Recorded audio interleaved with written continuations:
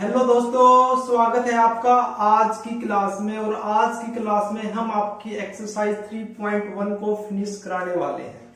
इससे पीछे वाली वीडियो में हमने 3.1 एक्सरसाइज के आपके 4 क्वेश्चन डिस्कस किए थे। आज की क्लास में जो क्वेश्चन आपके बच गए हैं वो हम डिस्कस करने वाले हैं।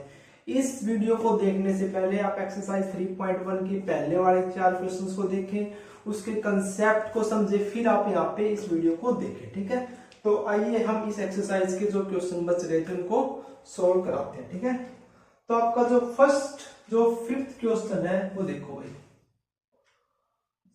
Half of the parameter of A rectangular garden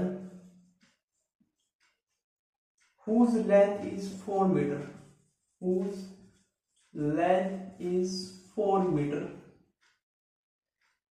more than its width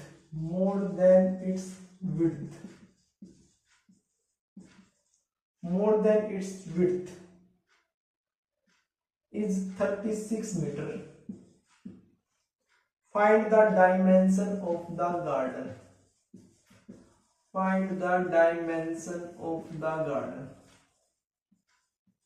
important question है भैया आपका ये एग्जाम पॉइंट ऑफ व्यू से। क्या कहता है कि भी आपके पास कोई एक गार्डन है, वो किस शेप का है? वो आपका रेक्टेंगुलर शेप का है। क्लियर बात, एक गार्डन है जो रेक्टेंगुलर शेप का है। अगर रेक्टेंगल है तो उसकी लेंथ और विड्थ होगी, है ना। तो उसमें क्या कंडीशन दे रखा है कि हुज लेंथ, मतलब जो गार्डन है जो रेक्टेंगुलर शेप का, उसकी length 4 metre more than its width की जो विड्थ है उससे 4 मीटर ज्यादा है आपकी लेंथ रेक्टेंगुलर गार्डन की। और जो पेरीमीटर है गार्डन का, हाफ ऑफ द पेरीमीटर का हाफ वो कितना है? 36 मीटर है। ठीक है, तो find the dimension of the garden की डायमेंशन आपको निकालनी। ठीक है, तो देखो भी सॉल्यूशन आपके पास गिवन क्या है? Half perimeter of the garden कितना गिवन भाई? 36 मीटर। ठीक है, अब देखो let us assume that x be the width of rectangle and y be the length of rectangular garden। ठीक है, अब अकॉर्डिंग टू क्वेश्चन आओगे। सबसे पहले मेरे को ये बताओ, जो आपका रेक्टेंगल होता है उसका पैरामीटर कितना होता है? रेक्टेंगल का जो पैरामीटर वो किसके बराबर होता है? आप रेक्टेंगल कुछ इस शेप का होता है ना, ये आपकी लेंथ, ये आपकी लेंथ, ये आपकी विड्थ, है ना। तो इसका मतलब किसके बराबर होता है? इसका parameter length plus length, breadth plus breadth, है ना। मतलब 2l प्लस 2b के इक्वल होता है ना पैरामीटर। तो गिवन क्या हमारे पास? हाफ पेरीमीटर गिवन है। तो हाफ कितना हो जाएगा आपके पास? लेंथ प्लस में ब्रेथ, है ना। हाफ तो ये हो जाएगा, तो हाफ करोगे तो x प्लस वाई कितना गिवन है? 36 मीटर। ठीक है, फर्स्ट कंडीशन क्लियर। अच्छा, सेकंड कंडीशन क्या कहता है कि whose length is 4 metre more than its width, यानी जो विड्थ है उससे 4 मीटर ज्यादा आपकी लेंथ है रेक्टेंगल की। यानी देखो हमने लेंथ क्या मानी है? y। तो जो y है वो किसके बराबर है? 4 metre more than its width कितनी है? x से 4 मीटर ज्यादा। तो ये आपकी सेकंड कंडीशन आ गई ना। मतलब एक इक्वेशन ये है, और इसको अगर आप लिखना चाहते हो x minus y equal to -4, ये आपकी सेकंड इक्वेशन आ गई।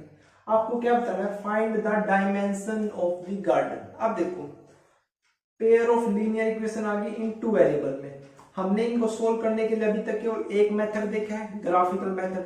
नेक्स्ट वीडियो में सब्स्टिट्यूशन और फिर एलिमिनेशन देखेंगे, लेकिन अभी तक तो हमने केवल ग्राफिकल मेथड देखा है। तो ग्राफिकल मेथड से इसको हम सोल्व कर पाएंगे। ठीक है, तो आइए अब इसको सोल्व करते हैं। तो सबसे पहले हम इसकी टेबल बनाएंगे। तो टेबल बनाते हैं। एक्स वाई, एक बार एक्स को 0 रखो, एक बार वाई को 0 रखो। एक्स को 0 रखोगे तो वाई की वैल्यू 36, वाई को 0 रखोगे तो एक्स की वैल्यू 36 है ना। अब इसमें दिया जो इसकी टेबल बनाते हैं हम भाई, एक्स और वाई। एक्स को 0 रखोगे तो वाई की देखो माइनस है, माइनस कर जाएगा, वाई की वैल्यू कितनी आ जाएगी 4। वाई की 0 रखोगे तो एक्स की वैल्यू कितनी आ जाएगी -4। तो ये दो वैल्यू आपके पास निकल के आ गई है, ठीक है। अब हम इनको ग्राफ की सहायता से सोल्व कराएंगे, ठीक है। तो देखो भाई, बड़ा ग्राफ बनेगा थोड़ा, है ना, ठीक है। तो देखो 4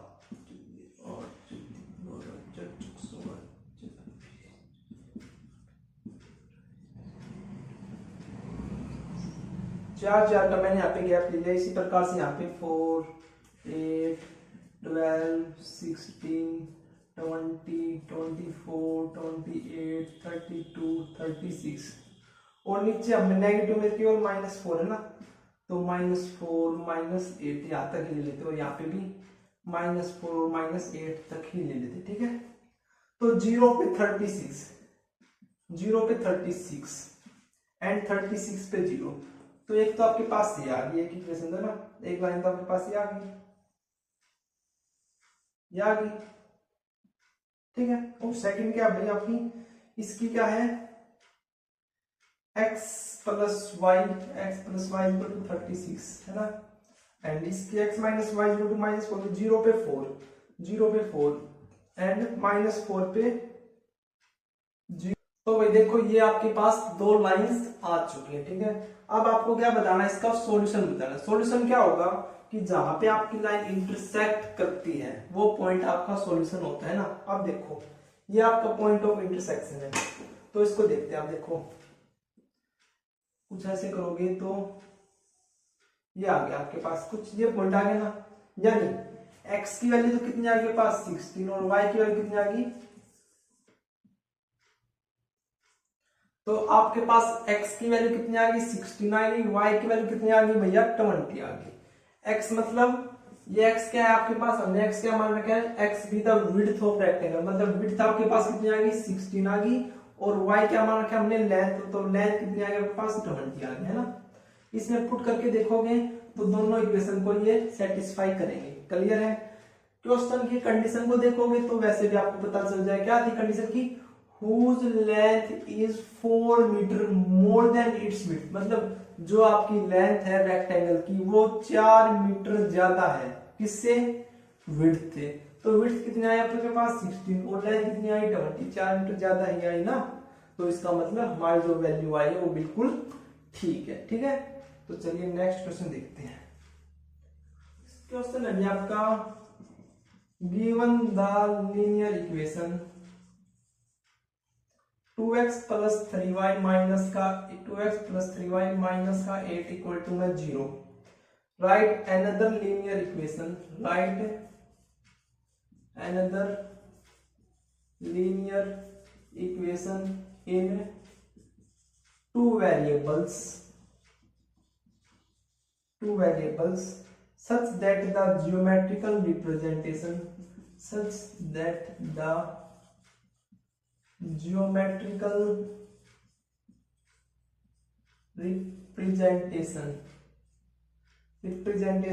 of the pair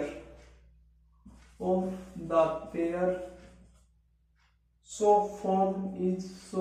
formed is एक intersecting line, number 2 parallel line, और नंबर 3 कोइंसिडेंट लाइन। देखो भाई ये है आपका 6th क्वेश्चन, क्या कहता है कि आपके पास एक लाइन की इक्वेशन दे रखी है, मतलब एक लीनियर इक्वेशन दे रखी है दो वेरिएबल में, आपको ऐसी ही कोई दूसरी इक्वेशन लिखनी है। कंडीशन क्या है आपके पास कि जो दूसरी इक्वेशन है वो इस लाइन के साथ इंटरसेक्ट करे, पैरेलल हो और कोइंसिडेंट हो, है ना, मतलब अलग अलग है। तो सबसे पहले हम इंटरसेक्टिंग लाइंस की देख लेते हैं। आपकी दो लाइन इंटरसेक्ट कब करती है, जब आपका जो रेशियो है a1/a2 not equal to b1/b2 की तभी करती है। आपकी लाइन पैरेलल कब होती है? जब a1/a2 is equal to b1/b2 but not equal to c1/c2 के हो। आपकी लाइन कोइंसिडेंट कब करती है? जब a1/a2 is equal to b1/b2 is equal to c1/c2 के हो, है ना। तो आपको इस हिसाब से क्या लिखनी है? दूसरी इक्वेशन लिखनी है, ठीक है। तो देखो, एक इक्वेशन तो आपके पास 2x + 3y - 8 = 0 है, यानी a1 की वैल्यू कितनी है? 2 यहाँ से, और b1 की वैल्यू कितनी है? 3। अब आपको a2 और b2 ऐसा निकालना है कि a1/b1 not equal to b1/b2 के हो, ठीक है। आपको ऐसा निकालना है। तो देखो कैसे निकालोगे, बताओ। यानी आपको कोई भी वैल्यू सोच लेनी है, आप सोच सकते हो। देखो, अगर मैं यहाँ पे 3x प्लस में 2y, मतलब इन दोनों को चेंज करके लिख देता हूँ, +8 = 0, तो क्या होगा बताओ। यहाँ से b1, यहाँ से a2 की वैल्यू कितनी आएगी? 3, और b2 की वैल्यू कितनी आएगी? 2। तो 2/3 इज नॉट इक्वल टू 3/2। देखो ध्यान से, नॉट इक्वल है ना, तो ये क्या आ गया आपके पास? पहला का आंसर आ गया। सेकंड में देखो, पैरेलल लाइन है। पैरेलल लाइन मतलब a1/a2 b1/b2 तो सेम होने चाहिए, बट c1/c2 नॉट इक्वल होना चाहिए। यानी देखो, 2x + 3y - 8 = 0 है। तो a1/a2 और b1/b2 का रेशियो करो तो सेम आना चाहिए। सेम आने का मतलब ऐसी आपको दो वैल्यू सर्च करनी है, तो x + y, यहाँ पे सेम आने के लिए दोनों आपको सेम चाहिए। तो कैसे होगा? देखो, यहाँ पे 2/समथिंग इज इक्वल टू 3/समथिंग, सेम आना चाहिए ना। तो ऐसी क्या रखे हम यहाँ पे? अगर मैं यहाँ पे 3, अगर मैं यहाँ पे मान लो 4 रख देता हूँ और यहाँ पे रख देता हूँ 6, तो यहाँ पे मैंने 4 रख दिया, यहाँ पे 6 रख दिया, तो देखो 1/2 इज इक्वल टू 1/2, बताओ सेम आया नहीं आया? अब but c1/c2 not equal to, मतलब जो c1 है वो c2 के इक्वल नहीं आना चाहिए। तो इसके लिए आपको क्या करना है? c1/c2 अलग अलग होना चाहिए ना। तो यहाँ पे कुछ भी 9 रख दो। तो आपको अपने हिसाब से बनानी, कोई भी बना सकते हो, ठीक है। ऐसा नहीं जो आंसर में गिवन है वही आपको लिखनी है, ठीक है। सिमिलरली यहाँ पे देख सकते हो, a1/a2 = b1/b2 = c1/c2, यानी क्या इक्वेशन? 2x + 3y - 8 = 0 है। अब आपको ऐसी ही इक्वेशन लिखनी है जहाँ पे a1/a2 b1/b2 = c1/c2। तो क्या कर सकते हैं? कोई भी 4x प्लस, देखो इनका डबल करके लिख देते हो, 3 × 6y - 16 = 0। अब इनका रेशियो निकालोगे तो 2/4 = 3/6 = -8 - 16, ये सारे सेम आएंगे। इनको काटोगे तो 1/2 1/2 1/2। क्लियर? तो आपको ये वैल्यू पता होगी। जब आपको इनका पता होगा तभी आप ऐसी इक्वेशंस लिख पाओगे, अदरवाइज नहीं लिख पाओगे, ठीक है। इसको भी चेक कर सकते हो आप, देखो जैसे 2/4 = 3/6 = -8/9, ये नॉट इक्वल टू है, ये 1/2 ये 1/2 है ना। तो आपको ऐसे लिखनी है। क्लियर है?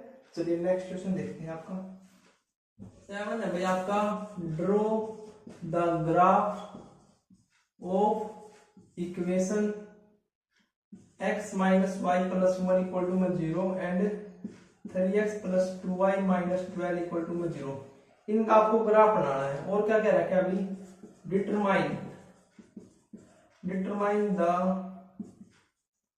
Coordinate of vertices of triangle formed by these lines and x-axis and shade the triangular region